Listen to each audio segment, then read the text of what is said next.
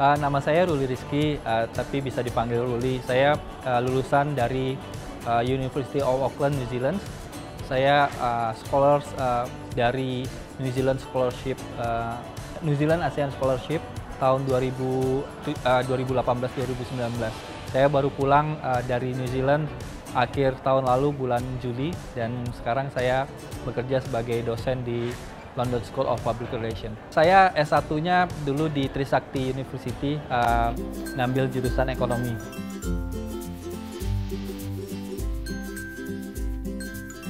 Wah, kalau pengalaman untuk mencari beasiswa ini ada ceritanya tuh banyak banget. Jadi saya nyari beasiswa itu dari tahun 2013.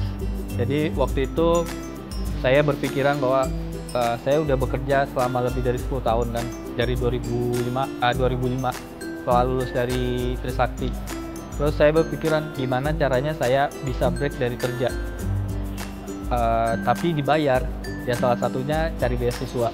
Jadi saya mencoba dari beasiswa ke Belanda, ke Prancis, ke UK, Jerman. Ya hasilnya ya hampir semuanya gagal, tapi saya berpikiran bahwa kegagalan itu adalah keberhasilan yang tertunda. Jadi saya tetap semangat untuk mencari, dan akhirnya di 2017 saya keterima beasiswa. Dulu namanya bukan New Zealand Scholarship, tapi dulu namanya New Zealand ASEAN Scholarship. Akhirnya saya mencoba lagi untuk apply beasiswa ini. Akhirnya alhamdulillah saya keterima dengan sukacita. Gimana proses mendapatkan beasiswa ini.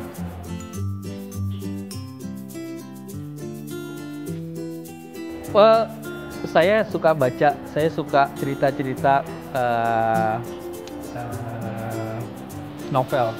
Nah, salah satu favorit saya itu Lord of the Rings. Jadi kenapa saya milih New Zealand itu salah satunya karena saya ingin datang ke tempat di mana Lord of the Rings dibikin. Jadi kayak Hobbiton, terus tempat mereka perang itu semuanya ada di scene mereka itu ada di New Zealand. Jadi ketika saya dengar nama New Zealand itu saya selalu ingat Lord of the Rings. Jadi itu salah satu kenapa saya ingin kuliah di New Zealand. Dan even itu pun membuat saya bilang New Zealand ini mempunyai sesuatu yang beda yang membuat saya itu sangat ingin ke sana.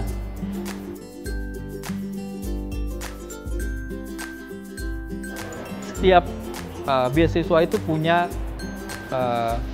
spesifik ciri khasnya masing-masing. Jadi itu yang membuat saya belajar. Jadi ketika kita apply ke beasiswa di UK dan di New Zealand, itu spesifik prioritas yang harus kita tawarkan, kita berikan itu beda. Contohnya waktu saya apply di Belanda itu saya waktu itu masih ini mungkin esainya saya bikinnya biasa aja, tapi akhirnya lama-kelamaan kayaknya mereka nyari esainya ini yang sesuatu yang wah gitu. Jadi tidak hanya esai yang cuma menjawab pertanyaan, tapi kita harus bisa menjelaskan kenapa sih kita memilih beasiswa ini, kenapa sih kita milih jurusan ini, dan kenapa kita harus milih negara itu. Kita harus bisa menjawabnya itu. To be honest, harus benar-benar keluar dari emang kita pingin ke sana ini. Jadi intinya itu kita harus bisa memberikan sesuatu yang beda dari yang lain, karena yang daftar beasiswa ini bukan kita aja, banyak. Jadi dengan kita punya ciri khas sendiri, ketika kita menulis esai itu bisa menjadi poin plus.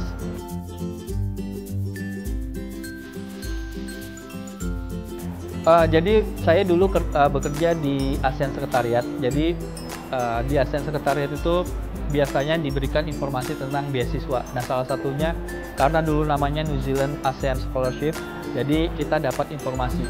Tapi tetap waktu itu aplikasinya kita submit individual, bukan sebagai staff absen sekretariat.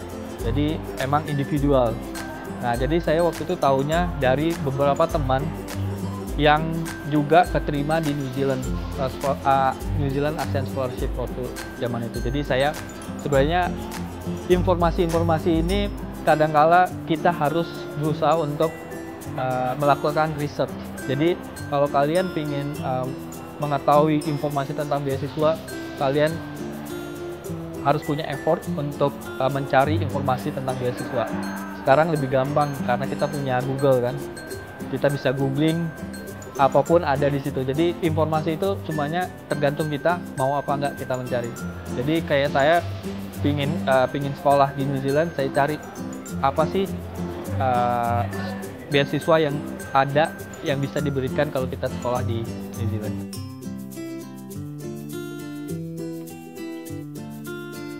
Wah, jadi itu saya keterima itu saya lagi macet di jalan tol dalam kota. Itu lagi macet, terus saya ditelepon oleh Mbak Anissa waktu itu. Saya dapat email dari Ministry of Foreign Affairs and Trade. Saya dapat email, saya dikatakan saya lulus dan dapat beasiswa. Itu saya di mobil, saya teriak syukur kuatnya waktu itu. Saking saya itu nggak percaya karena waktu interview saya waktu itu interview jujur saya kurang maksimal karena waktu itu saya sebelum interview itu saya ada kegiatan luar, tugas luar dari kantor. Jadi pas interviewnya saya agak sedikit kurang maksimal. Jadi ketika saya dengar saya dapat beasiswa ini, saya senang banget. Tapi itu belum final. Jadi saya keterima jadi salah satu kandidat penerima beasiswa. Karena saya waktu itu belum punya IELTS, jadi saya harus dikirim ke Surabaya untuk mempunyai IELTS. Di situ perjuangan saya belum selesai. IELTS ini adalah step terakhir untuk bisa mendapatkan beasiswa New Zealand ini.